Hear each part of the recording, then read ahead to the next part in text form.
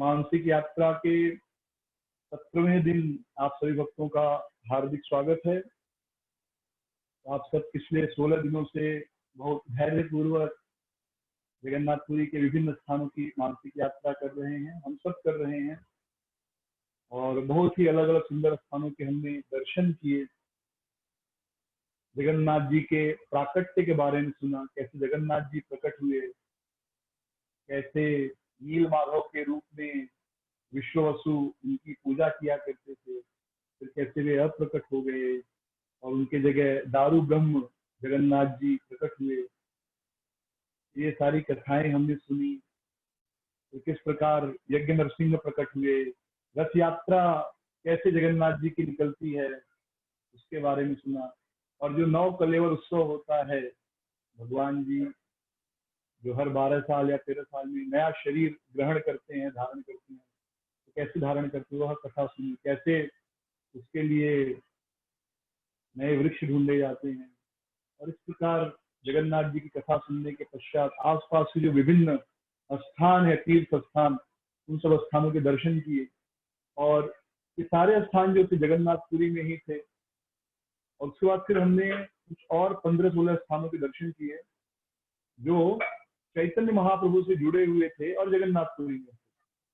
यानी पहले हमने कुछ 10-15 स्थानों के दर्शन किए जो जगन्नाथपुरी में महत्व रखते हैं और सभी लोग जाते हैं उन स्थानों पर दर्शन करने। उसके बाद फिर लगभग 16 ऐसे स्थानों पर दर्शन किया हमने जहां पर महाप्रभु कुछ न कुछ लीला किए हैं। जैसे जगन्नाथ वल्लभ उद्यान हो गया, कटोटा गोपीनाथ जी का मंदिर हो गया।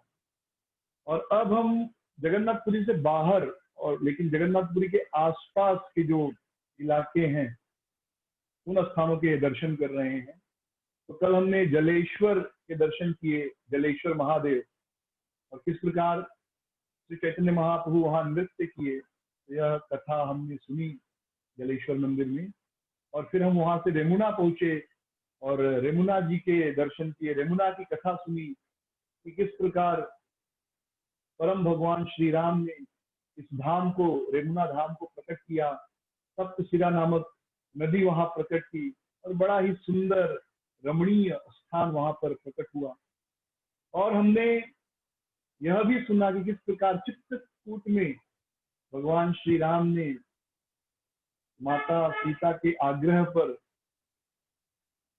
जो उनकी भविष्य की लीला होने वाली थी, द्वापर लीला, जिसमें भगवान श्री राम गोपीनाथ जी के रूप में प्रकट होने वाले थे, तो कैसे उन्होंने सुंदर एक बड़े पत्थर पर गोपीनाथ जी की मूर्ति तराशी और फिर अष्ट सखियों को तराशा, अष्ट सखाओं को तराशा, और ऊपर जो है अलग अलग प्रकार के लीलाओं को भी उन्होंने अपने धनुष के बाण के नोक से तराश दिया।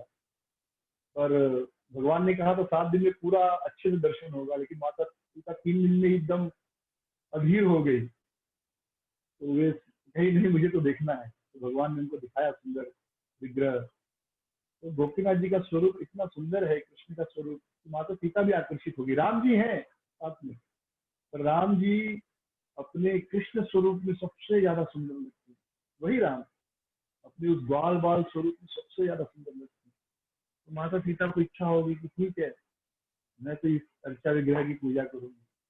लेकिन माता सीता उस विग्रह को अयोध्या नहीं ले जा पाई और ब्रह्मा जी सेवा किए उन विग्रहों की। द्वापर युग में भी, सत्ययुग में भी, सॉरी त्रेता युग में, द्वापर युग में और कलयुग में भी कई सालों तक ब्रह्मा जी ने स्वयं उन विग्रहों की सेवा की। और बाद में एक राजा हुए उड़ीसा के उत्कल देश के, जिन्होंने गोपीनाथ जी को रेमुना में लाया। और फिर मलेच्छों के आक्रमण से पुजारियों ने रेमुना जी को एक सरोवर में छुपा दिया। और बाद में श्यामानंद पंडित प्रभु के शिष्य रसिकानंद प्रभु ने गोपीनाथ जी को फिर से उस सरोवर से निकालकर जो है स्थापित किया सुंदर रेमुना मंदिर में। और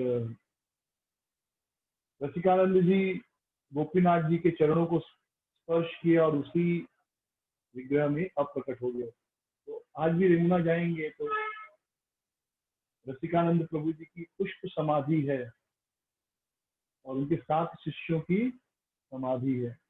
तो कल हमने देखा गोपीनाथ जी का शेड्यूल क्या है, 6 बजे उठते हैं, तो 6 बजे एक मंगल आरती होती है, यानी 5:30 बजे उठते होंगे, भोग इत्यादि लगता होगा, तो 6 बजे उठते हैं, मंगल आरती होती है, फिर उनका श्रृंगार होता है, जो अष्ट सखा इत्यादि हैं उनको माखन मिश्री का भोग लगता है। फिर 9 बजे चीड़ा भाजा और दही, और दोपहर को चावल और बहुत प्रकार की तरकारियों का भोग लगता है।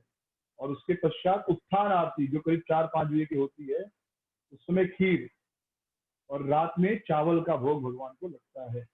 और मालपुआ और 12 छोटे छोटे बर्तनों में, 12 बर्तनों में, छोटे पात्रों में परमानंद भोग या अमृत के लिए खीर, जो भी कह लीजिए, वह भोग लगता है। तो यह जो है खीर, तो बड़ी सुंदर लीला हुई है।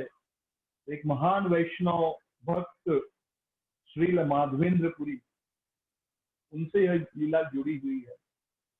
और परम भगवान जो है वो कोई कल्पना की वस्तु नहीं, वो कोई स्वप्न नहीं है, वो साक्षात व्यक्ति है, एक पुरुष है, जो गोलोक धाम में नित्य निरंतर लीला करते रहते हैं, आनंद करते रहते हैं। और यह कोई कल्पना नहीं कि हम उनके साथ, उनके इस लीला में प्रवेश कर उनके साथ खेल सकते हैं, नाच सकते हैं, गा सकते हैं, कूद सकते हैं, और जीवन को शाश्वत रूप से आनंदमय बना सकते हैं। किसी भी प्रकार के भय से मुक्त, ना मृत्यु का भय, ना बुढ़ापे का भय, ना बीमारी का भय। आदमी हमेशा भय में जीता है, हमेशा डर में जीता है, पूरा जीवन हम डर में जीते हैं। लेकिन गोलोक धाम क्या है, डर से मुक्त है। तो प्रभुपाद जी एक किताब लिखे थे, जब अमेरिका नहीं गए उसके पहले, आर्टिकल में, किताब नहीं लिखे थे, बैक टू गॉड हेड में, कि मैं भगवत धाम जाऊंगा ये शरीर छोड़ने के बाद, भक्ति योग के अभ्यास द्वारा। फिर वो कहते हैं कि अगर मैं ये कहता हूँ कि मैं भगवत धाम जाऊंगा, यह कोई कल्पना या कोई कोई विशेष बात नहीं है, यह सबके लिए संभव है। जैसे मेरे लिए संभव है, सबके लिए संभव है। भक्ति योग के द्वारा हर व्यक्ति भगवत धाम जा सकता है, भगवान श्री कृष्ण की लीलाओं में भाग ले सकता है, सबके लिए संभव है। किसी भक्त को यह नहीं सोचना चाहिए कि यह मेरे लिए संभव नहीं, हम सबके लिए यह उतना ही सत्य है भगवत धाम जाना, और उतना ही संभव है जितना संभव हम पानी पीते हैं या खाना खाते हैं। तो पानी रोज पीते हैं हम सब, कोई असंभव या स्वप्न वाली बात तो नहीं है, बड़ी नॉर्मल सी बात है पानी पीना, भोजन करना, हाँ, पुत्र परिवार स्त्री करना, नॉर्मल सी बात, रेगुलर लाइफ है। वैसे ही भगवत धाम जाना भी वैसा ही है, लेकिन उसके लिए प्रयास करना है। जैसे इस संसार में भी कुछ विशेष करनी चाहिए तो प्रयास करना होगा। तो कभी हमको ये नहीं सोचना चाहिए भगवान कल्पना है, और हम सब भगवत धाम जा सकते हैं। तो जिस दिन यह विश्वास दृढ़ हो जाएगा कि मैं भी भगवत धाम जा सकता हूँ, उस दिन हमारी और इच्छा प्रबल होगी भगवान का नाम जप करने की। हरे कृष्ण कृष्ण कृष्ण हरे हरे, हरे राम राम राम हरे हरे। ये जो नाम जप करने की इच्छा और प्रबल होगी, क्योंकि वह नाम जप हम इस संसार में कोई सुख पाने के लिए न करके भगवत धाम जाने के लिए कर रहे हैं।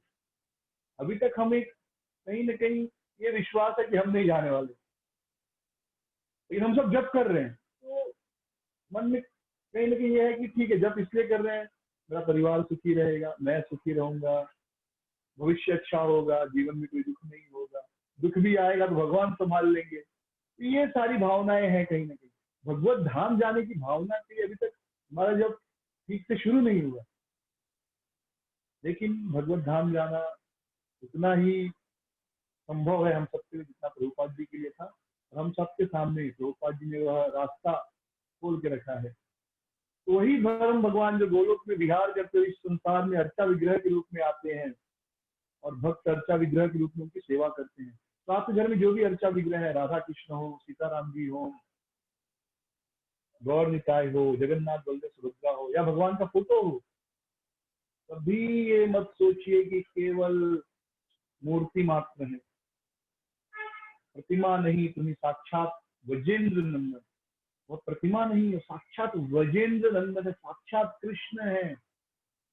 और जैसे जैसे हम भक्ति में जो है उन्नति करते जाएंगे, वैसे वैसे उन कृष्ण की लीलाओं को देख सकते हैं। जैसे चैतन्य महाप्रभु के एक भक्त थे, वो भक्ति मत ठाकुर जगन्नाथ दास बाबा जी। जगन्नाथ दास बाबा जी के अर्चा विग्रह थे गौर निताई, दो उनके अर्चा विग्रह थे, गौर और निताई। चैतन्य महाप्रभु और नित्यानंद प्रभु की मूर्तियां थी। तो वे उनको डांटते थे, डंडा दिखा के डराते थे। तो एक बार ऐसा हुआ, उन्होंने दोनों को भोग लगाया, दो बाउल में, बाटी में कुछ चावल या कुछ तो भोग लगाया। और हुआ क्या, एक गाय आई और महाप्रभु का मतलब जमीन पे ही रहा होगा या थोड़ा ऊंचाई पे, तो गाय ने वो बाटी गिरा दिया और वो बाटी भी लेके चली गई, मुंह से पकड़ी होगी लेके चली गई। बस छोटा सा बर्तन था, कटोरी जैसा। तो जब जगन्नाथ दास बाबा जी आए, नहीं वंशीदास बाबा जी, सॉरी, वंशीदास बाबा जी, हाँ, जब वंशीदास बाबा जी आए तो उन्होंने देखा तो नित्यानंद प्रभु का कटोरी था, महाप्रभु का नहीं था। महाप्रभु बोले मुझे भी दो। वंशीदास बाबा डंडा दिखाया, बोले चाहिए तो लेके आओ कटोरी, नहीं तो नहीं मिलेगा। तो वे अपने अर्चा विग्रहों के साथ बातें करते थे, खेलते थे, प्रेम से सेवा करते थे, गुस्सा होकर डंडा भी दिखाते थे। तो उस प्रेम के भाव को उन्होंने विकसित कर लिया था अपने अंदर। तो हम जब भी कभी मंदिर में जाते हैं और भगवान के दर्शन करते हैं तो ये नहीं सोचना चाहिए कि केवल अच्छा विग्रह, साक्षात कृष्ण वहां विराजमान है। या हम जब कभी अपने घर में भगवान की जब आरती पूजा करते हैं तो कभी नहीं सोचना चाहिए कि ये अर्चा विग्रह केवल पत्थर की मूर्ति मात्र, साक्षात भगवान, उनसे आप बातें कीजिए, उनको अपने मन की बात बताइए और विश्वास मानिए, कृष्ण जो है अवश्य आपके साथ अपनी बातों का आदान प्रदान करेंगे। कोई भक्त मैसेज भेज रहे हैं कि आवाज नहीं आ रही है, तो बाकी भक्तों को आवाज आ रही है ठीक से, थोड़ा बाकी भक्त थोड़ा मैसेज भेज दीजिए, आवाज ठीक है नहीं ठीक है, क्योंकि मैं तो माइक्रोफोन यूज कर रहा हूँ, कनेक्टेड भी है। तो अर्चा विग्रह से हम बात कर सकते हैं, इनसे हम अपने हृदय की बात को आदान प्रदान कर सकते हैं और भगवान हमारी बातें सुनते हैं और किसी न किसी प्रकार से वो उन बातों का जवाब भी देते हैं। हमें केवल विश्वास होना चाहिए। तो ऐसी एक सुंदर कथा है माधवेंद्रपुरी की। हाँ, माधवेंद्रपुरी या चैतन्य महाप्रभु के गुरु के गुरु ने, चैतन्य महाप्रभु के गुरु कौन थे? ईश्वरपुरी। और ईश्वरपुरी के गुरु कौन है? माधवेंद्रपुरी। तो माधवेंद्रपुरी संन्यास लेकर पूरे भारत भर में कृष्ण को ढूंढ रहे थे, कृष्ण अन्वेषण कर रहे थे, कृष्ण कहाँ मिलेंगे। और घूमते घूमते एक दिन वे वृंदावन पहुंचे। वृंदावन में कहाँ पहुंचे? गोवर्धन। गोवर्धन में भी कहाँ पर? गोविंदपुर। और एकदम कृष्ण प्रेम में मस्त, बाहर की दुनिया में क्या हो रहा है कोई ज्ञान नहीं, केवल अपने प्रेमी के प्रेम में पूरी तरह विभोर होकर। ये अवस्था आती है जब हम किसी से बहुत प्रेम करते हैं तो केवल वही दिखता है, वही सुनाई देता है, मन उसका ही चिंतन करता है दिन रात। इस भौतिक संसार में संभव है तो आध्यात्मिक जगत में तो फिर कल्पना ही मत कीजिए, तो बहुत ही परे होगा। भौतिक संसार में भी ऐसा होता है, किसी से प्रेम हो जाएगा तो आदमी दिन रात तो उसका चिंतन करता है। तो ऐसे पूरी दुनिया से बेसुध कृष्ण को ढूंढते हुए पहुंचे गोविंद को। और जब वहां पर गायों को चलते हुए देखते, गायें दौड़ रही हैं, तुमको लगता है कृष्ण की ओर वो गायें भाग रही हैं। इसे कहते हैं स्फूर्ति। यानी स्फूर्ति का अर्थ होता है कृष्ण विषय कोई भी वस्तु देखने से कृष्ण की याद आ जाए, इस चीज को कहते हैं स्फूर्ति होना या उद्दीपन। जैसे मोरपंख दिखा, तुरंत कृष्ण की याद आ गई, भगवान श्री कृष्ण मोरपंख धारण करते। बांसुरी दिखी, बांसुरी देखती कृष्ण पर्वत, कृष्ण की याद आ गई। कोई पर्वत दिखा, तुरंत गोवर्धन की याद आ गई, और गोवर्धन की याद आते ही कृष्ण की याद आ गई। इसे कहते उद्दीपन। तो कोई भी वस्तु दिखे और कृष्ण की याद आए। बादलों में जब बादल गरजते हैं तो काले काले श्याम घनश्याम जैसे बादल, तुरंत भक्तों को स्मरण होता है कृष्ण भी ऐसे सावले हैं। तो इस तरह उनका चेतना विकसित हो जाता है कि वो कुछ भी देखकर उनको कृष्ण दिखाई देते। जब गायों को दौड़ते हुए देखते थे लगता था गाय दौड़ दौड़ के कृष्ण की ओर भाग रही है। जब धीर समीर मंद हवा गोवर्धन को छूकर उनके शरीर को छूती थी उनको लगता था यह हवा कृष्ण के शरीर को छूकर मुझे छू रही है, और वे कृष्ण के स्पर्श की अनुभूति करते थे। इस तरह केवल पूर्ण रूप से कृष्ण भावनामृत, और कृष्ण प्रेम का आनंद ही एक अलग है, एक अलग तरह का आनंद है, जो दर्द वाला आनंद है। हाँ, प्रेम में जो ऐसा वस्तु है कि उसमें दर्द वाला आनंद होता है। उस तरह के आनंद में वे थे। तो वे गोविंद कुंड पहुंचे, गोविंद कुंड को देखे, भगवान की गोवर्धन लीला का स्मरण हुआ, जैसे भगवान ने गोविंद कैसे सुरभि गाय और इंद्र ने भगवान का अभिषेक किया। तो याद है गोवर्धन लीला जब हम कर रहे थे, तो बड़े विस्तृत रूप से हमने सुना। आज भी यूट्यूब के सारे लेक्चर अवेलेबल हैं, तो आप सुन सकते हैं कैसे बड़े सुंदर रूप से गिरिराज जी का अभिषेक हुआ, और भगवान कृष्ण का अभिषेक किया सुरभि गाय ने। कैसे स्वयं ब्रह्मा जी आए और हेड प्रिस्ट बने, मुख्य पुजारी, और सभी दूध दही घी कैसे भगवान का अभिषेक किया गया, कैसे गोवर्धन जी ने सारी वस्तुएं प्रदान की। बड़ी सुंदर कथा है। तो सब स्मरण करके माधवेंद्रपुरी गोविंद कुंड में स्नान किए, गोविंद कुंड के जल का आचमन किए, और एक वृक्ष के नीचे बैठकर भगवान के नाम का जप करने लगे। उनका एक नियम था, वो अजगर वृत्ति से रहते थे। अजगर वृत्ति यानी, अजगर को आपने देखा होगा।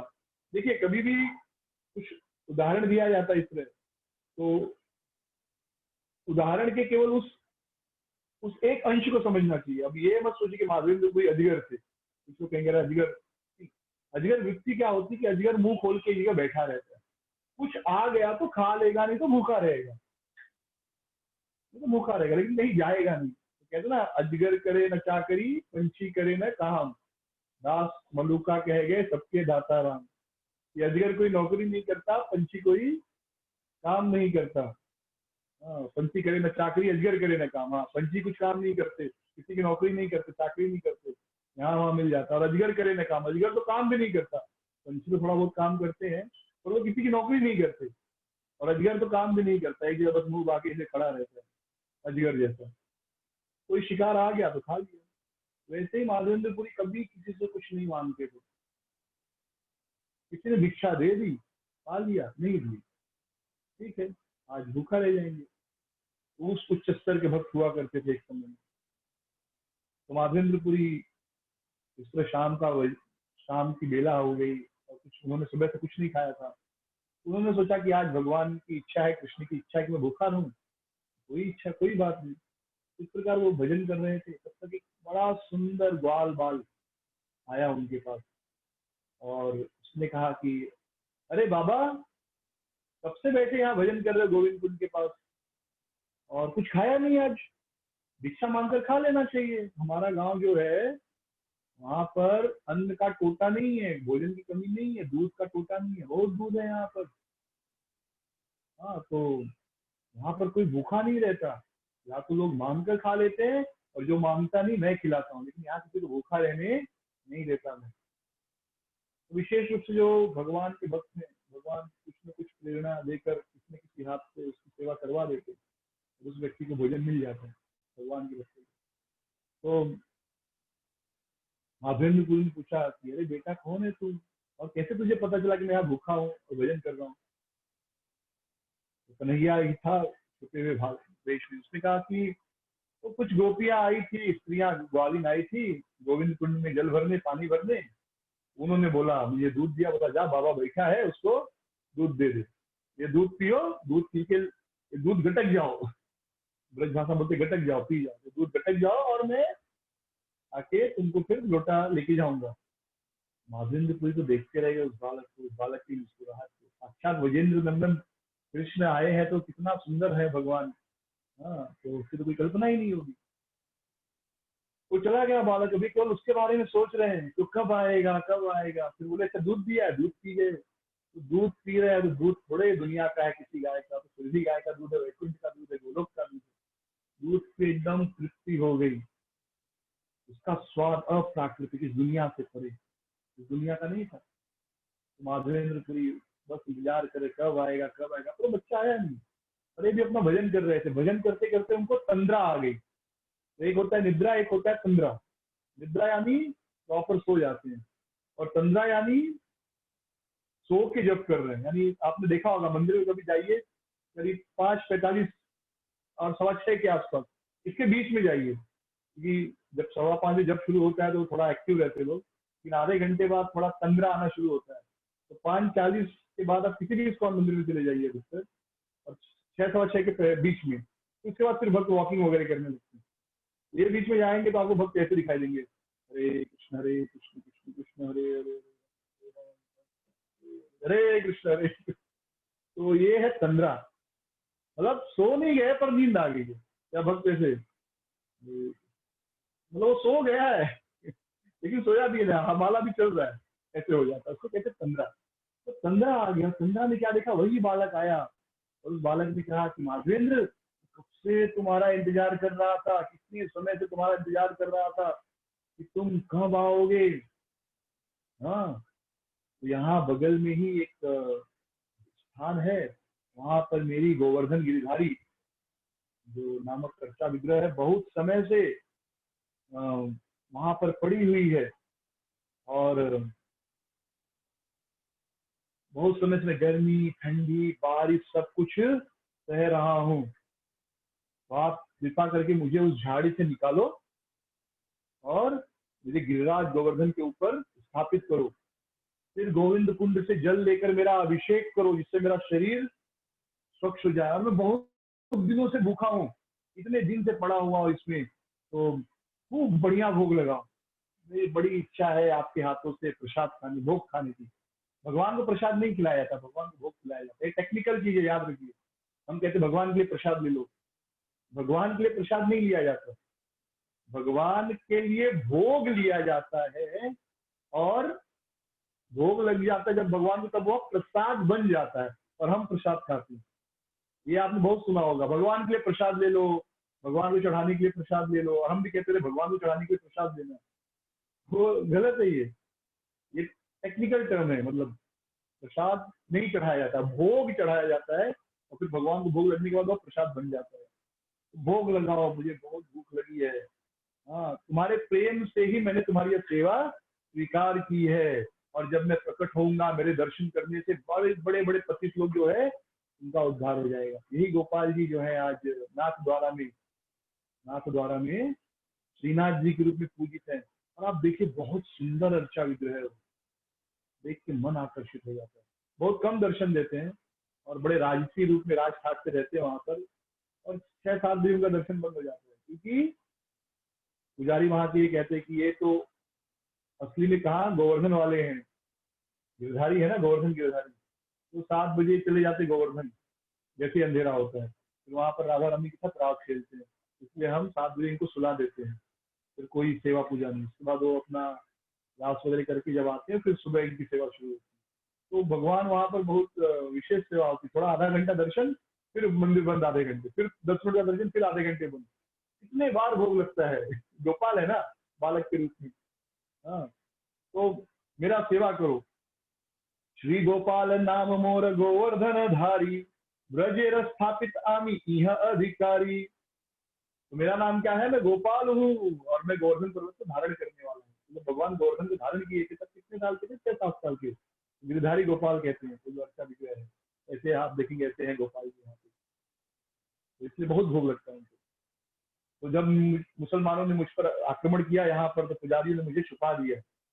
हाँ, देखिए ये भी लीला, अगर छुपाते नहीं तो कैसे जो है प्रेम का आदान प्रदान होता है। ये मलेच्छों का आक्रमण होता है कि भगवान की इच्छा, कि आक्रमण करे, पुजारी उनको छुपाए, फिर से स्थापित हो। अगर गोपाल जी को छुपाते नहीं तो माधवेंद्रपुरी तो कैसे उनकी स्थापना करते, और कैसे इतनी सुंदर लीला प्रकट होती। अंततः हर वस्तु, हर चीज जो होती है, भगवान अपने प्रेम की लीला को प्रकट करने के लिए करते हैं।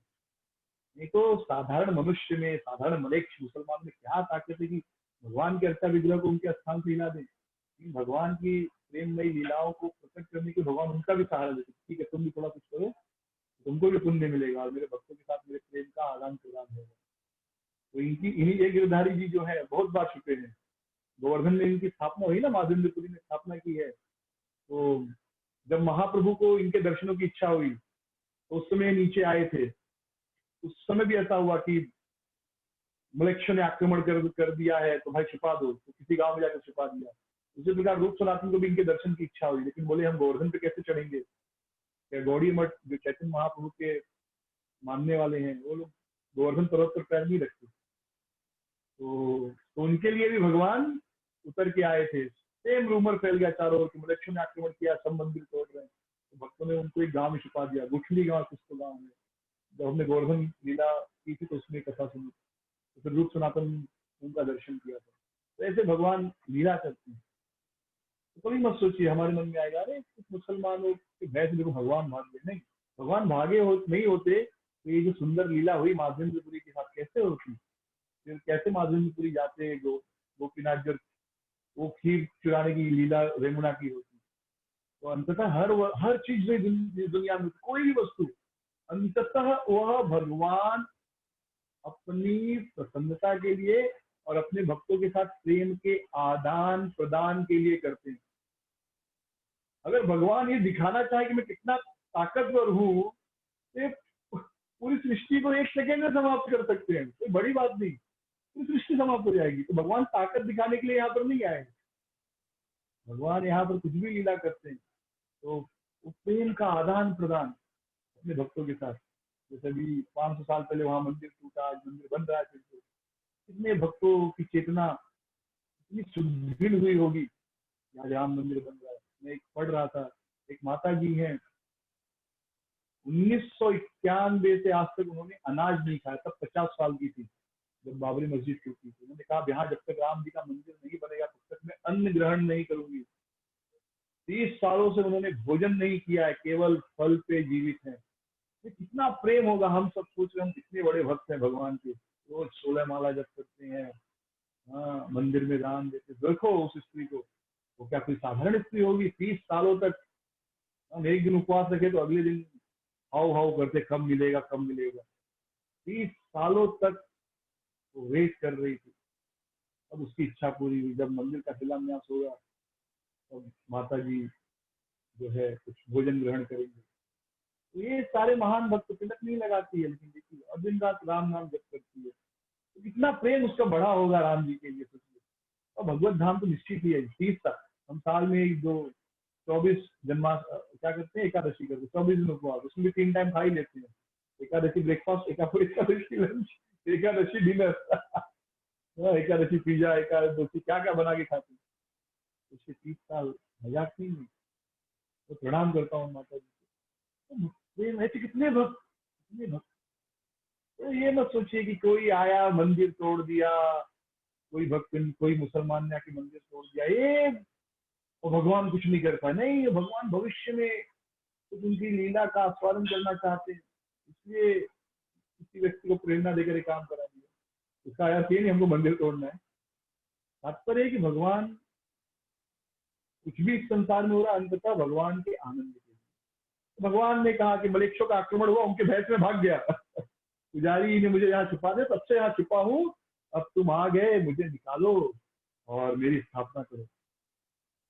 फिर जब माधवेंद्रपुरी आंखें खोले, नींद से जग गए, अरे सपना, जैसे भगवान अदृश्य हुए, अरे वो बालक तो स्वयं कृष्ण था, अरे मैं कितना दुर्भाग्यशाली हूँ, भगवान आए, मैं उनको प्रेम नहीं कर पाया, उनको गले नहीं लगा पाया, उनका पैर नहीं दबा पाया, कुछ सेवा नहीं कर सका, हाय हाय। फिर सोचने लगे कि अरे रोने धोने से क्या फायदा, ये गोपाल ने सेवा दी है। क्या सेवा दी है? गोपाल ने मुझे सेवा दी है कि मुझे उनके अर्चा विग्रह को बाहर निकाल कर उनको स्थापित करना है।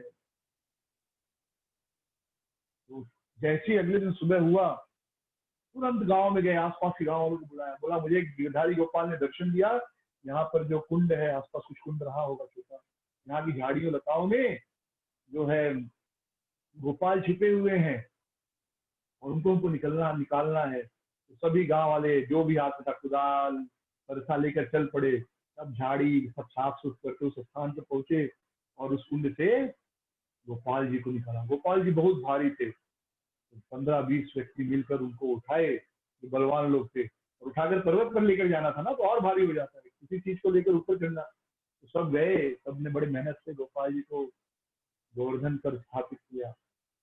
गोवर्धन पे स्थापित करने के बाद गोपाल जी को माधवेंद्रपुरी देख रहे हैं, माधवेंद्रपुरी गोपाल को देख रहे हैं, फिर माधवेंद्रपुरी ने आदेश दिया कि जितने भी घड़े बनाने वाले सबको बुलाओ, सबको कहो घड़े लेके आओ। सब लोग घड़ा लेके आ गए, हजारों हजारों घड़े आ गए, और उन घड़ों में गोविंद कुंड का जल भर के गोपाल जी का अभिषेक हुआ। गोपाल जी का जल शरीर पर जल डाला गया, और गोपाल जी को बड़ा अच्छा लगा, उनके शरीर को ठंडकी मिली। और गोपाल जी को जब स्थापित किया गया तो पत्थर पे भगवान कैसे खड़े रहेंगे, गिर जाएगी ना, मूर्ति है ना, विचार एक बड़ा पत्थर पीछे चिपका दिया गया ताकि भगवान गिरे नहीं। फिर बहुत सुंदर घड़ों से उनका अभिषेक हुआ। गोविंद कुंड के घड़ों से 900 घड़े लाए गए, और खूब ढोल नगाड़े बजने लगे, स्त्रियां जो है सोहर गाने लगी, मंगल गीत गाने लगी। हाँ, गाँव में आप देखेंगे, गाँव क्या पूरे भारत भर में हर गाँव में देखेंगे, तो जब भी कोई विशेष उत्सव होता है कोई ना कोई भगवान का गीत गाती है। शादी के उत्सव में भी भगवान के गीत, देवी के गीत गाए जाती है, हमारी परंपरा थी। अब तो डिस्को डांस बजता है शादी में, तो शादी कहाँ से पवित्रता आएगी उस विवाह में, कहाँ से शादी शुरू होगी। पहले शादी में भगवान का, देवी देवताओं का आशीर्वाद, दोनों का आशीर्वाद लिया जाता था, मंगल गीत बजते थे, मंगल गीत बजाना चाहिए, मंगल गीत बज रहे थे।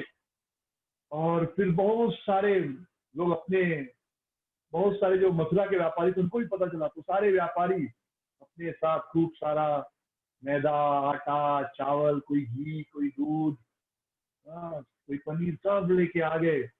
और फिर बहुत सारे चूल्हे बने और सब में रोटी बनने लगी, खूब रोटियां बनने लगी। तो नॉर्थ में भगवान जो है रोटी ज्यादा खाते हैं, रोटी पूरी, और साउथ में भगवान चावल ज्यादा खाते हैं, रसम ज्यादा खाते हैं, ठीक है, टेस्ट चेंज होता है, ठीक है।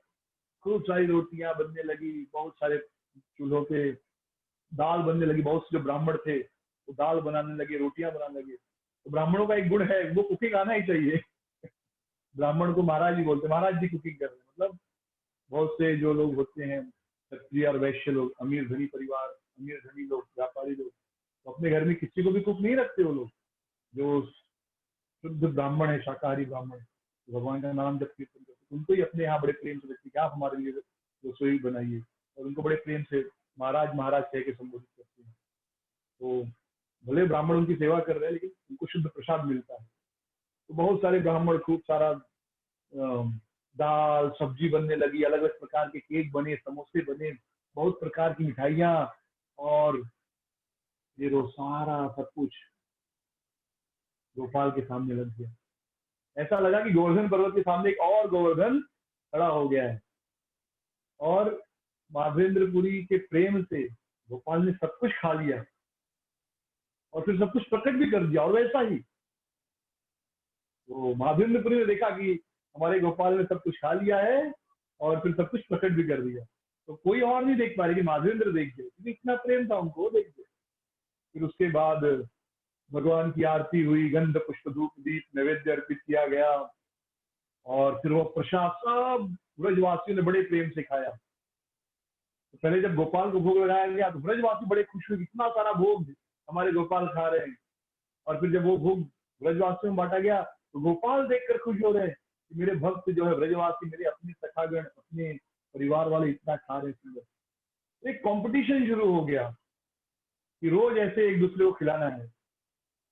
तो ब्रज में तो कई गांव है, सब गांव वाले बोले आज हमारी तरफ से, कल हमारी तरफ से, तो पूरा शेड्यूल बन गया। आज का भोग इनकी तरफ से स्पॉन्सर, आज का भोग इनकी तरफ से स्पॉन्सर, आज का भोग इस गांव की तरफ से स्पॉन्सर। तो ऐसे महीनों ये अन्नकूट चलता रहा, महीनों अन्नकूट का ये चलता रहा, क्योंकि गोपाल को बड़ा आनंद आता था कि उनके ब्रजवासी घर वाले सुंदर सुंदर पकवान खा रहे हैं, और ब्रजवासी को भी बड़ा आनंद आ रहा था गोपाल खा रहे हैं। इसलिए बड़े दिनों तक अन्नकूट चलते रहा। मथुरा के कुछ व्यापारियों ने गोपाल जी के लिए खूब सारी गायें दान में दे दी। इसी मंदिर में मुख्य, मंदिर का किसी भी व्यक्ति की मुख्य मुख्य कमाई क्या होती थी, या मुख्य धन क्या कहते उसको, खजाना क्या होता है? तो खजाना होता है गाय और अनाज।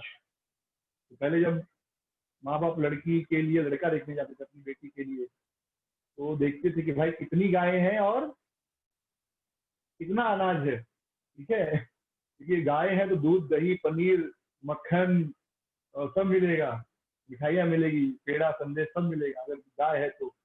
और भोजन है तो खाने को भी मिलेगा, तो कमी नहीं रहेगी। और जीवन में क्या है, भोजन मिल रहा तो हो गया। यही तो मूल है ना, पैसा आदमी थोड़े खाएगा।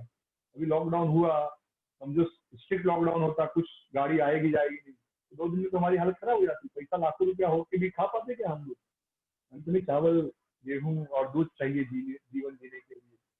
तो हमारे ब्रजवासी बड़े प्रसन्न थे। मथुरा के बहुत सारे व्यापारियों ने गोपाल के लिए बहुत सारी गायें दान में दे दी, और गोपाल का एक बड़ा गौशाला हो गया, जिसकी गायों से दूध आता था गोपाल के लिए। और बहुत सारे व्यापारियों ने क्या किया, गोपाल के लिए जमीन दे दी। ये जमीन, तो जमीन का जो भी उपज होता था गोपाल को उपयोग होने लगा। तो इस प्रकार गोपाल अमीर हो गए। जो पूरी दुनिया को धनवान बनाता वो भी धनवान हो गए अपने भक्तों से लेके। यही तो प्रेम की लीला है। हाँ, देने वाला लेने वाला बन जाता है। हाँ, जो भगवान पूरी दुनिया को खिला रहे हैं उसको भक्त खिलाता है, और भक्त नहीं खिलाया तो भूखा सोना पड़ता है। और फिर वो कहते भूख लगी है खिलाओ। यही भक्तों को स्वप्न में दर्शन देके कहते खिलाओ। हाँ, ये है भगवान, ये है उनकी भगवत्ता, पूर्णता। पूरी दुनिया को खिला रहे तो खुद खाने वाले बनते हैं। मेरा भक्त खिलाएगा तो ही खाऊंगी, तो भूखा रहूंगा। तो इस प्रकार भगवान धनवान हो गए, उनकी सेवा पूजा चलने लगी। माधवेंद्रपुरी बहुत प्रसन्न थे। सब लोग माधवेंद्रपुरी की जय, माधवेंद्रपुरी की जय, गिरधारी गोपाल की जय का जय जयकारा लगा रहे थे। और इस प्रकार माधवेंद्र के दिन बड़े प्रेम से, बड़े आनंद से गुजर रहे थे। रोज गोपाल की सेवा पूजा। और कुछ दिनों के पश्चात बंगाल से 2 ब्राह्मणों को उन्होंने गोपाल की सेवा में नियुक्त कर दिया, और वे आदेश निर्देश देते थे कैसे सेवा करना है इत्यादि, तो खुद भी सेवा किया करते थे। इस प्रकार उनका दिन बड़े प्रेम से बीत रहा था। ब्रजवासी लोके कृष्ण सहज प्रीति गोपाले सहज प्रीति। ब्रजवासी प्रीति, ब्रजवासियों को जो है गोपाल से बड़ी प्रीति है, और गोपाल को ब्रजवासियों से प्रीति है। तो इस प्रकार ब्रजवासी गोपाल की सेवा करके, गोपाल ब्रजवासियों की सेवा करके दोनों बड़े खुशी से जीवन जी रहे थे। लेकिन क्या रूटीन चलता है और भगवान को ही मजा नहीं आता। भगवान ने कहा थोड़ा वेराइटी होना चाहिए। तो एक दिन उन्होंने माधवेंद्रपुरी को स्वप्न दिया। गोपाल कहे पूरी हमार ताप नहीं आय, मलयज चंदन ले तबे से जुड़ाय। तो गोपाल ने कहा कि पूरी, अभी तक मेरा शरीर ठंडा नहीं हुआ। उस दिन नहलाया आपने, तब मैं कितना दिनों से झाड़ियों में था, धूप लगती थी, गर्मी, शरीर बहुत गर्म है। और अभी गर्मी का मौसम आने वाला, तो एक काम करो, तुम मलयज जाओ, जगन्नाथपुरी से चंदन लेकर जाओ। चंदन लेके आओ। जगन्नाथपुरी में मलयज वन है, मलयज चंदन कहते हैं, तो बहुत ही अच्छा माना जाता है। वहां जाओ और चंदन लेकर आओ। और कोई दूसरा जाएगा तो नहीं चलेगा, तुमको ही जाना है। तुम जाओगे तो ही चलेगा। तो गोपाल का आदेश था, तुम माधवेंद्रपुरी में ही पूछा, क्यों, किसी को भेज दूंगा आ जाएगा।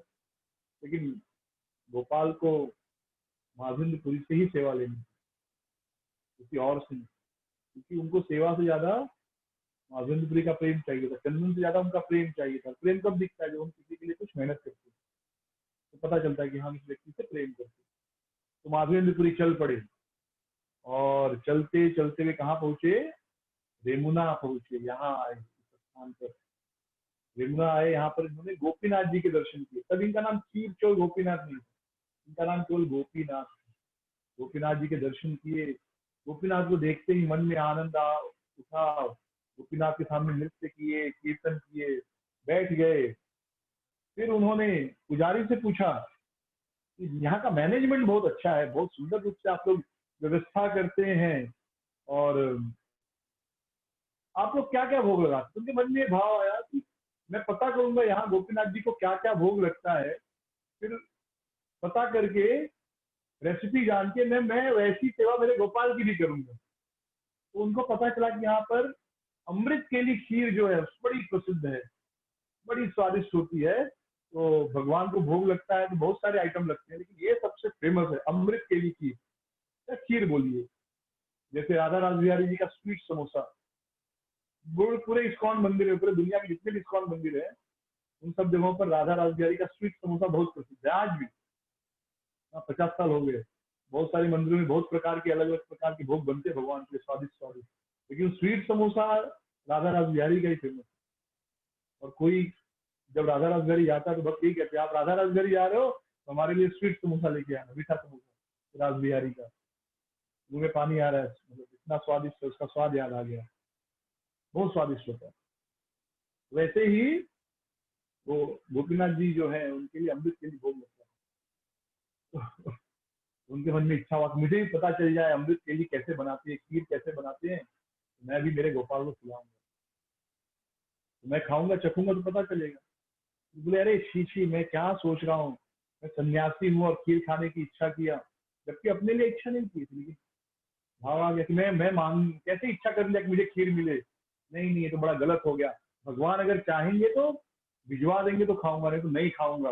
और ये मेरे से अपराध हो गया है कि मैंने इच्छा की खीर खाने की। तो आज पूरे रात भर बैठकर मैं इस अपराध अपराध का मार्जन करूंगा, इस अपराध को खत्म करूंगा। कैसे पूरे रात भर नाम कीर्तन करूंगा, बिल्कुल नहीं सोऊंगा। वैसे भी नहीं सोते थे, जो आधा एक घंटा नींद लेते होंगे वो भी नहीं सोऊंगा। फिर रात्रि का समय हुआ, मंदिर बंद हो गया, ये दर्शन करके यमुना के बाजार में एक जगह, बाजार भी बंद हो गया, तो एक कहीं एक जगह बैठकर बड़े प्रेम से धीरे धीरे कृष्ण के नाम का कीर्तन कर रहे थे। यहाँ पर क्या हुआ, आधी रात को जब पुजारी ने सब कुछ बंद कर दिया, पुजारी सोया था, तो एक पुजारी को लगा कि कोई उसको डांट रहा है, अरे उठो उठो। पुजारी हड़बड़ा के उठा, बोला क्या है क्या है। गोपीनाथ बोले, तो गोपीनाथ जी उठा रहे थे, बोले जो मुझे भोग लगा था 12 कटोरी या 12 हंडी का अमृत के लिए खीर, तो मैंने एक खीर चुरा लिया, छुपा लिया मेरे भक्त माधवेंद्र के लिए। तो जाओ, मेरे धोती के पीछे खीर छुपा हुआ है, मैंने चुराया है, वो जाकर माधवेंद्र को दे दो। और जब तक माधवेंद्र को वह खीर मिलेगी नहीं, जब तक वह खाएगा नहीं, मुझे चैन नहीं आएगा। ये पुजारी एकदम हैरान हो गया, भाई कौन है ये माधवेंद्र, जिसके लिए भगवान चोरी कर रहे हैं। हाँ भाई, कोई बड़ा आदमी होगा ना, भगवान अगर किसी के लिए चोरी कर रहे हैं तो मतलब कोई साधारण व्यक्ति तो होगा नहीं। तो तुरंत गए, दरवाजा खोले मंदिर का, भगवान की धोती हटाए तो देखते हैं पैरों के पास धोती के नीचे खीर की एक हंडिया। अब इनको तो आंसू आने लगे कि भाई कितना महान भक्त होगा कि भगवान चुरा रहे हैं, खीर चुरा लिए।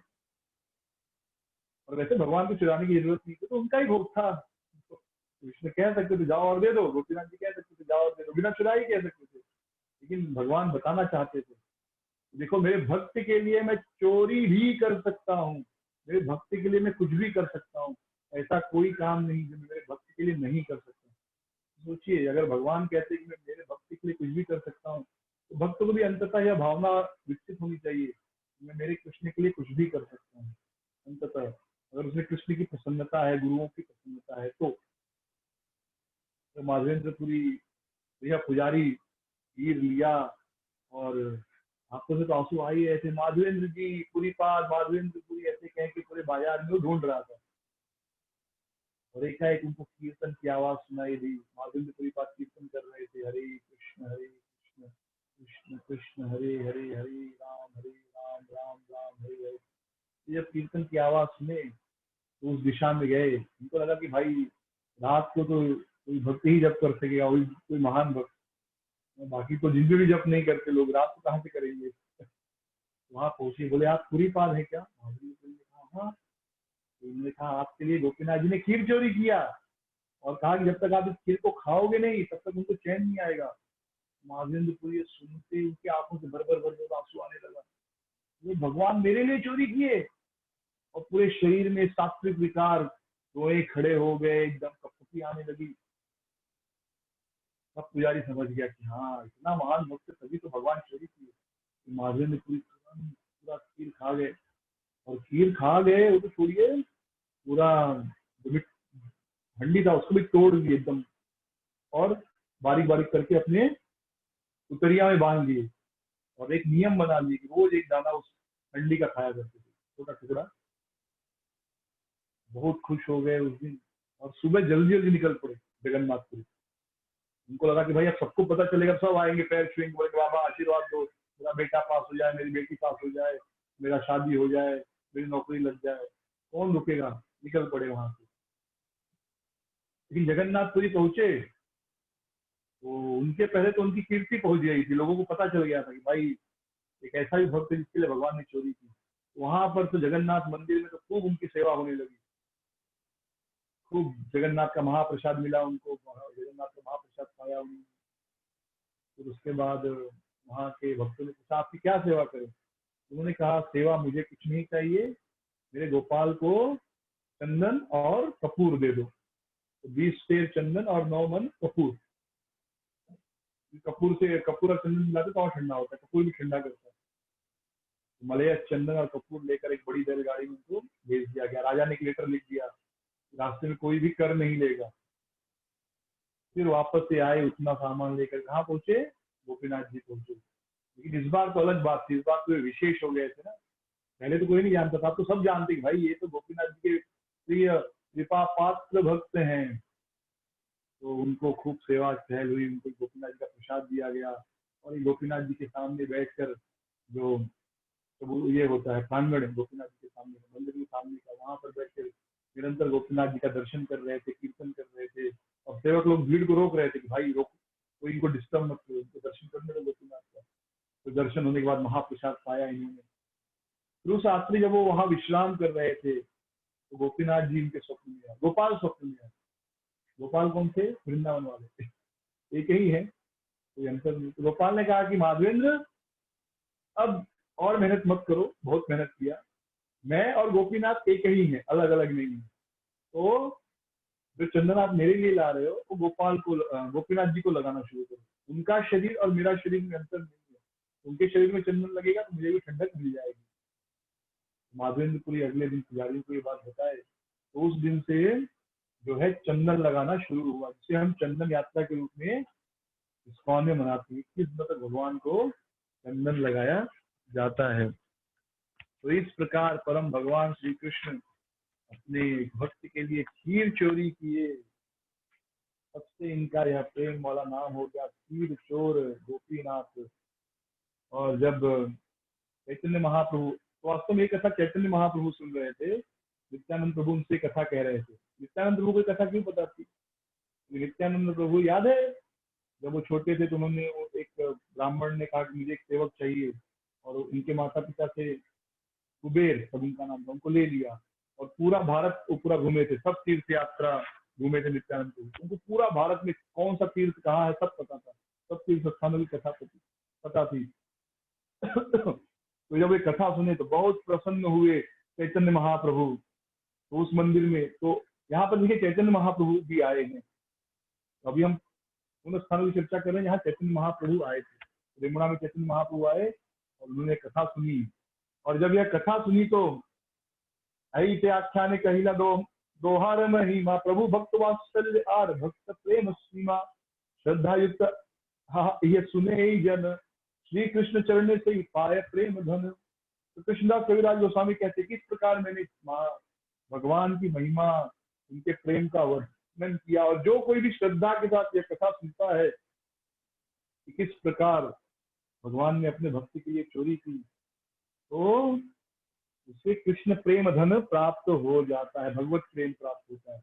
और एक कथा कहते वक्त, कथा सुनते वक्त हृदय इतना प्रेम से भर जाता है। तो सोचिए कि अगर हम नित्य भगवान की इन कथाओं का श्रवण करेंगे और नित्य नाम जप करेंगे और धर्म के अनुसार, भगवत गीता में दिए गए निर्देशों के अनुसार जीवन जिएंगे, तो अंततः प्रेम तो विकसित होना ही है। कैसे जीवन जीना है? 4 नियम पालन करना, नशा नहीं, मांसाहार नहीं, अवैध संग नहीं और जुआ नहीं, 4 नियम। और रोज जप करना, और उसके बाद संभव हो सके तो रोज कथा सुनना, या जब भी संभव हो कथा सुनना, भागवतम पढ़ना, तो अवश्य कृष्ण प्रेम प्राप्त होगा। तो इस प्रकार महाप्रभु रेमुणा में थे और जो है गोपीनाथ जी का नाम खीर चोर गोपीनाथ था। और अगर आपको कोई कहे चोर, समझो आपने बचपन में खीर चुराई और लोग आपको जिंदगी भर कहे खीर चोर, आपको कितना बुरा लगेगा। लेकिन हमने कई बार चर्चा किया है, भगवान के अंदर सारे गुण होते हैं और वो गुण उनकी विशेषता है। चोरी भी करते तो चोरी भी उनकी महानता बन जाती है। खीर चोर गोपीनाथ, जब लोग नाम सुनते तो पूछते रहे ये क्या नाम हुआ, और जब कथा सुनते तो कितने प्रेम से कहते अरे भगवान कितने महान है। तो खीर चोर, चोर सुन के भी भगवान की महानता का प्राकट्य होता है, भगवान से प्रेम उत्पन्न हो जाता है। जब हम सुनते खीर चोर गोपीनाथ, तुरंत एक कथा याद आती है। और भगवान के लिए प्रेम उत्पन्न होता है। तो अब यहाँ से यमुना से हम आगे जाएंगे जाजपुर। जाजपुर भी बड़ा सुंदर स्थान है। तो यहाँ पर विशेष ज्यादा कथाएं नहीं, लेकिन काफी वर्णन है यहाँ का। तो यह जो है बहुत समय से ही, मतलब वैदिक काल से ये बहुत ही पवित्र स्थल माना गया है। तो कहते हैं कि वैतरणी नदी के दक्षिण स्थान पर यह तीर्थ है। जो वैतरणी नदी बहती है ना, तो जब हम शरीर छोड़ते हैं तो वैतरणी नदी पार करनी होती है। तो जो लोग संसार में पुण्य किए हैं, गौ सेवा किए हैं, माता पिता की सेवा की है, भगवान की भक्ति की है, तो कहते हैं कि गाय की पूंछ पकड़कर नदी पार कर जाते, तो नदी में डूबते नहीं। जो लोग कोई सेवा नहीं की नदी में डूबते हैं। और नदी कैसे बनी है? पूरी गंदगी से, बहुत गंदी है। तो वैतरणी नदी के स्थित है। तो कहते हैं कि ब्रह्मा ने यही वैतरणी नदी के बाईं ओर यज्ञ किया था, अनुष्ठान किया था यज्ञ, इसलिए इसका नाम पड़ा यज्ञपुर। लेकिन बाद में यज्ञपुर से धीरे धीरे याजपुर हो गया। जैसे सिंधु नदी के करीब रहने वाले लोग फिर सिंधु से हिंदू कहलाने जाने लगे। तो सिंधु नदी के किनारे रहते थे, सिंधु सिंधु से हिंदू हिंदू होने लगे। फिर अंग्रेज लोग हिंदू हिंदू से इंडो इंडू करने लगे, फिर इंडस हो गया, फिर इंडिया हो गया। तो ऐसे धीरे धीरे बदलते जाता है ना।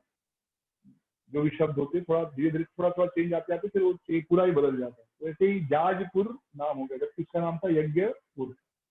यहीं पर ब्रह्मा जी ने जब यज्ञ किया था, यहाँ पर वराह देव और विरजा देवी प्रकट हुई थी। और यहाँ पर ययाति महाराज की कथा आती है श्रीमद् भागवतम के 9वें स्कंद में। यहीं पर ययाति महाराज जो है, इनकी राजधानी रही है। तो इसे ययाति क्षेत्र भी कहते हैं, जाजपुर को। और इसी स्थान से जगन्नाथपुरी प्रारंभ होती है। दूसरी तरफ श्री क्षेत्र का प्रारंभ होता है। इसे वराह क्षेत्र भी कहते हैं, इसे नाभि क्षेत्र भी कहते हैं। और कुछ पुराणों में वर्णन है कि यह जगन्नाथपुरी का गदा क्षेत्र है। हमने चर्चा की थी ना शुरू में जगन्नाथपुरी के अलग अलग नामों की, अगर स्मरण होगा आपको तो उसमें शंख क्षेत्र है, चक्र क्षेत्र है, पद्म क्षेत्र है, वैसे ये गदा क्षेत्र है। तो उड़ीसा में 6 प्रमुख नदियां, उसमें एक वैतरणी नदी है। यह जो नदी है वैतरणी वहां की, वह गोनासिका पर्वत जो है उसकी श्रृंखला से प्रकट होती है। इसे गुप्त गंगा भी कहते हैं, क्योंकि ये जब प्रकट होती है तो 2 किलोमीटर बहने के बाद पृथ्वी के अंदर चली जाती है और वहीं से गायब हो जाती है, फिर दिखाई नहीं देती। तो इसको वितरणी क्यों कहते हैं? वितरणी, वी नौका इति वितरणी, मतलब वितरणेन कर्मो परिणयन तीर्थेत इति वैतरणी। नौका के बिना जिसे पार करना होता है, मतलब जिसे अपने पुण्य कर्मों से, सब नदी को हम नौका से पार करते हैं, लेकिन ये नदी को नौका नहीं, हमारे कर्म पार कराते। तो अगर हमने पुण्य कर्म नहीं किए, गौ सेवा, भगवान की सेवा, वैष्णव सेवा, भक्तों की सेवा, माता पिता की सेवा, बड़ा महत्वपूर्ण है। हम जो भी आश्रम में उसके अनुसार, पति है तो पत्नी की सेवा, पत्नी है तो पति की सेवा, पति पत्नी है तो बच्चों को जिम्मेदारी, बच्चे को अपने माँ बाप की सेवा, बड़ा महत्वपूर्ण है। नहीं तो ये नदी पार नहीं कर सकते।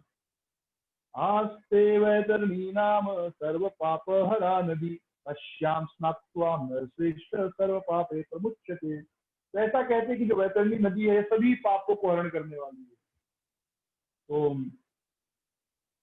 जो वैतरणी हम कहते हैं स्वर्ग, मतलब मरने के बाद पार करनी होती, तो ऐसा वर्णन है कि बहुत गंदी, उसमें बहुत गंदगी रहती है। लेकिन यहाँ पर जो पृथ्वी पर वैतरणी है सभी पापों को नष्ट करने वाली है।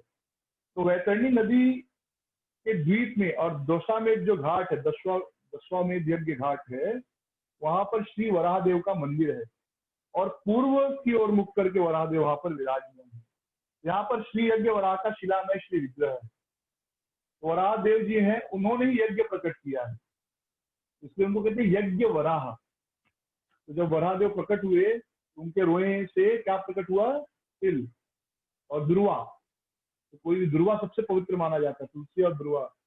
तो दुर्वा घर में जरूर रखना चाहिए। दुर्वा नहीं, कुशा घास, कुश घास बोलते हैं। कुश बहुत पवित्र होता है। कुश का आसन, कुशा घास, जब सूर्य ग्रहण चंद्र ग्रहण हो तो कुश, जैसे तुलसी नहीं है तो कुशा को तोड़कर सब आइटम में रख दीजिए। ये जो है नेगेटिव एनर्जी को एब्जॉर्ब करता है, रेडिएशन रेडियो एक्टिव तत्वों को एब्जॉर्ब कर लेता है। अगर आसपास रेडिएशन बहुत है तो कुशा रख दीजिए, एब्जॉर्ब कर लेगा। कुश की इसलिए चटाई बनती थी, पहले लोग दरवाजे मतलब घरों पर जो है कुश की चटाई जो है खिड़कियों पर लगी रहती ताकि धूप नहीं आए, क्योंकि रेडियो एक्टिविटी को एब्जॉर्ब कर लेता है। ये कुश जो है ये जगन्नाथ जी के शरीर से प्रकट हुआ है, फिर जगन्नाथ जी के शरीर से प्रकट हुआ है। पूरा का पूरा यज्ञ जो है जगन्नाथ जी के शरीर से प्रकट हुआ है। तो आप लोगों ने नोटिस किया होगा जब यज्ञ करते हैं तो अंत में जब पूर्णाहुति देते हैं तो दो चीजें होती हैं, एक बड़ा सुरवा होता है, एक छोटा सुरवा। तो छोटे सुरवे से मतलब छोटा सुरवा ऊपर रहता है, उसमें भी घी भरा होता है, बड़े सुरवे में भी घी होता है, एक के ऊपर एक रख के ऐसे गिराया जाता है। ये मतलब क्या है, जो बड़ा सुरवा है वो वराहदेव जी का पैर है और ऊपर वाला मुख है, तो भगवान के मुख से पैरों में जाके घी नीचे पूर्णा होती है। यज्ञ वराह वहां प्रकट हुए और वहां पर श्वेत वराहदेव है और लक्ष्मी और जगन्नाथ जी के विग्रह है जाजपुर में। इसके अलावा यहाँ श्री लक्ष्मी और श्री गोपाल जी हैं।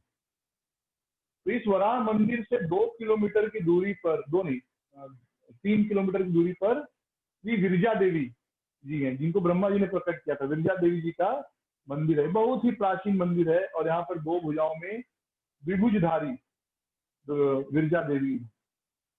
तो माघ अमावस्या में यहाँ पर बहुत स्पेशल फेस्टिवल होता है। और एक स्पेशलिटी यहाँ की याद रखिए, कभी देखने जाइएगा, ध्यान से सुनिए, याद रखिए।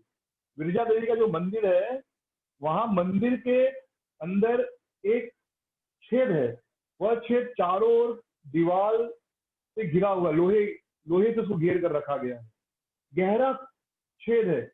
और कहते हैं कि यह नाभि है पृथ्वी की, इसको कहते हैं नाभि गया। तो पुराणों में ऐसा वर्णन है कि गयासुर की नाभि यही गिरी थी।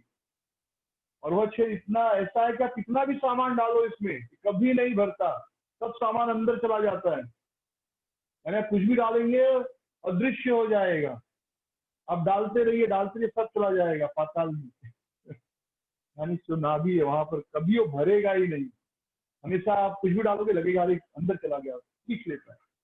और इसके लिए लोहे से उसको बांधा कोई अंदर नहीं जाए, नहीं तो फिर वो दूसरे दुनिया पहुंच जाएगा, अंदर गिरा तो फिर वापस नहीं आएगा। कुआं नहीं है कि भाई अंदर गया तो अंदर ही चला गया। तो कभी जाइएगा तो देखिएगा उस स्थान को जाजपुर में, या कभी चलेंगे तो देखेंगे, मतलब 2-3 बार यात्रा निकालनी पड़ेगी जगन्नाथपुर की। और मंदिर के पीछे एक बहुत पुराना सरोवर है जो ब्रह्मा कुंड या विरजा कुंड के नाम से जाना जाता है। जब चैतन्य महाप्रभु रेमना से आगे गए पूरी धाम की ओर, यहीं पर आए। चलिते चलिते आइला याजपुर ग्राम, वराह ठाकुर देखी करीला प्रणाम, नृत्य गीत कैले प्रेम बहुत स्तवन, याजपुर से रात्रि करीला अपन। जब रेमुणा से महाप्रभु आगे आए तो कहाँ पे आए, जाजपुर ग्राम में यानी यज्ञपुर में आए। और यहाँ पर किसे देखा, वराह ठाकुर यानी वराह देव को देखा। तो बड़े सुंदर रूप से भगवान के सामने नृत्य किया, कीर्तन किया और वहीं रात में हुए वहां पर रुके। कत दीने महाप्रभु श्री गौर सुंदर, आइए न याजपुरे ब्राह्मण नगर, यादि आदि वराहोर अद्भुत प्रकाश, यारे दर्शने रहे सर्वबंध नाश। तो जब महाप्रभु यहाँ, इसके पश्चात महाप्रभु ब्राह्मण नगर जाजपुर में पहुंचे और आदि वराह का दर्शन किए। इन वराह का दर्शन करने से क्या होता है, सारे पाप नष्ट हो जाते हैं। यानी जहाँ जाजपुर में जो वराह देव के दर्शन करेंगे तो सभी पाप बंधन नष्ट हो जाएंगे। और महातीर्थ बहे यथा नदी वैतरणी, यार दर्शन पाप पलायापन। यहाँ पर जो वैतरणी नदी बहती है उसका दर्शन करने से वो महातीर्थ है, सभी पाप नष्ट हो जाते हैं। तो जो जीव नदी के उस पार जाते हैं वैतरणी के, उन सब जीवों को देवगण चतुर्भुज रूप में दिखाई दे, तो सबको चतुर्भुज रूप में देख सकते हैं। विरजा देवी यहाँ विराजमान है। यह स्थान नाभि गया है, नाभि का, अब डालते जाओ सामान अदृश्य हो जाएगा, पता ही नहीं चलेगा कहाँ गया। बहुत गहरा चीज, बहुत ही गहरा चीज, और कभी भरता नहीं, मतलब आर पार होगा नहीं, चला जाता है सब कुछ। और ऐसा वर्णन है कि जाजपुर में जितने देवस्थान हैं, तो आप लाखों साल तक सब देवस्थानों का नाम लो तो भी आप गिन नहीं सकते, इतने स्थान है। तो ब्रह्मा जी पूजा किए वहां पे, मतलब कितना स्थान होगा। वहां पर सभी देवी देवता वास करते हैं। तो हमें मनुष्य दिखाई देंगे, देवी देवता नहीं दिखाई देंगे, तो देवी देवता वहां पर रखते हैं, रहते हैं। तो भक्तों के साथ बहुत सुंदर महाप्रभु ने उस दशाश्वमेध घाट पर स्नान किया। तबे प्रभु गेला आदि वराह संभाषणे विस्तर करिला नित्य गीत प्रेम रसे। महाप्रभु आदि वराह का पहले स्नान किए, फिर आदि वराह के दर्शन किए। तो याजकुल को देखकर महाप्रभु बहुत प्रसन्न हुए और बार बार उनके मन में इच्छा हो रही थी। तो एकाएक क्या किया, सबको छोड़कर चले गए। तो सब लोग कह रहे महाप्रभु कहाँ चले गए, महाप्रभु कहाँ चले गए, सब उनको ढूंढने लगे।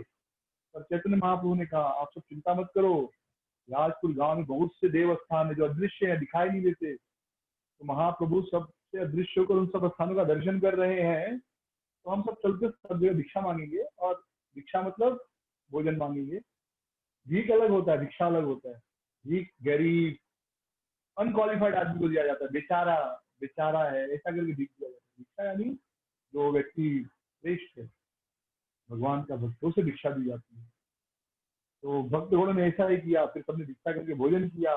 और चैतन्य महाप्रभु ने जाजपुर गांव को भ्रमण किया, सब तीर्थों का दर्शन किया। सभा सह प्रभु याजपुर धन्य करी, बलिवे न हरि बलि गौरांग श्री हरि। और फिर अगले दिन महाप्रभु वहीं आकर मिल गए सबसे। और जैसे ही सब भक्तों ने देखा, सबने कहा हरि बोल, गौर हरि गौर हरि। और इस प्रकार महाप्रभु वहां से आगे चले और कहाँ पहुंचे, कटक पहुंचे। तो कल हम लोग, कल शायद नहीं होगा कल, पर उसके बाद जब भी होगा, परसों मंगलवार, हाँ मंगलवार को कथा करेंगे। और फिर बुधवार को मंदिर में शाम को पूतना उद्धार के ऊपर कथा है, मेरी सेवा है। तो हम लोग वहाँ मंदिर में पूतना उद्धार की कथा करेंगे। यानी मंगलवार को जगन्नाथपुरी की कथा होगी, बुधवार को पूतना उद्धार की कथा होगी मंदिर से डायरेक्ट। तो मैं 7 बजे आप लोगों को गौर आरती दर्शन भी कराऊंगा, आप लोग गौर आरती दर्शन भी कीजिएगा, फिर कथा का आनंद लीजिएगा। तो हम लोग कटक, फिर भुवनेश्वर जाएंगे। भुवनेश्वर में बहुत सारे स्थान हैं, बहुत सारा सुंदर वर्णन है, और कैसे शिव जी वहां पर आए, काशी के राजा की रक्षा करते, कैसे महाप्रभु भगवान ने उनको उनके काशी को जला दिया। तो फिर शिव जी कहे आप कहाँ रहो, तो ये स्थान दिया भुवनेश्वर। फिर भुवनेश्वर आए। तो ये दोनों दर्शन करेंगे मंगलवार को। और उसके बाद हम जाएंगे साक्षी गोपाल। साक्षी गोपाल की सुंदर कथा सुनेंगे। तो साक्षी गोपाल का दर्शन करके जो है अलारनाथ, बेगपुर, और फिर नवदीप धाम में जगन्नाथपुरी, वो भी जगन्नाथ है ना, जगन्नाथ जो है राजापुर कहते हैं, वो भी जगन्नाथपुरी से अभिन्न है। तो उसके बारे में कथा सुनेंगे। इस प्रकार कथा पूर्ण होगी। फिर पीछे जाकर हम जो जगन्नाथ के महान महान भक्त हुए उन सब भक्तों की कथा सुनेंगे। और उसके बाद फिर जगन्नाथ मंदिर के अंदर प्रवेश करेंगे, और जितने भी स्थान हैं जगन्नाथ मंदिर के अंदर उन सब का दर्शन करेंगे। बहुत सारे स्थान मंदिर के अंदर ही, हम हैरान हो जाएंगे इतने सारे स्थान। और उसके बाद एक छोटा सा और सेशन लेंगे, रेसिपी सेशन, जगन्नाथ जी का जो भोग बनता है तो उन भोगों के बारे में सुनेंगे। तो आज का कथा यही विश्राम लेते हैं।